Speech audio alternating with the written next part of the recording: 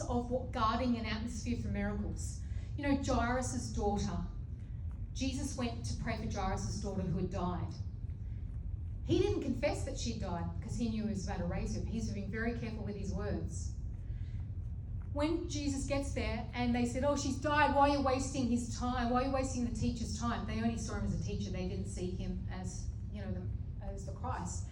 And Jesus said, no, she's not died, she's just sleeping. And they all laughed and mocked him, Jesus, because they knew she had died, but he wasn't going to declare that.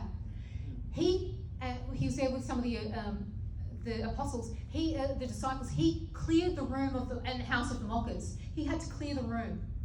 And then actually I was just going through Acts today, and when Peter was in Joppa and Tabitha was dead, and all the friends were wailing and showing all these fine things Tabitha had made, Peter cleared the room of all the friends and relations, no doubt, cleared the room because their emotions, their soul, crying out, pleading, whatever, was not going to help his prayer of faith. And he raised Tabitha up. But he needed faith and the authority. So this whole thing of guarding, John and I, you'll see now, and this is something for the healing rooms and when you're praying for people.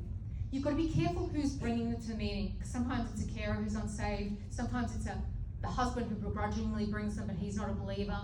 Sometimes you've got the parent bringing the child up for prayer. This is the most common scenario. And they want to join in and put their hand to show that I'm part of this too, I want my child healed. And they put their hand there and they've got their eyes closed and they're begging and pleading like this.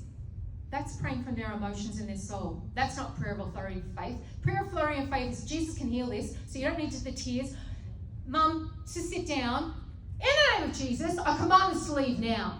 Do you understand the difference? So sometimes you need to, and I had to do this many times, get the parents or the family members back to physically get their hands off, get the friends away, and all this pleading, begging, crying stuff. You don't need to beg Jesus to heal. He's already died himself, suffered on the cross, purchased the healing. They just need to receive it. So none of this begging business. Authority, you command it, but you need them to back off. You might need to tell them, send them on a little errand, go to the kitchen and get something, just to get them out of the room. But Jesus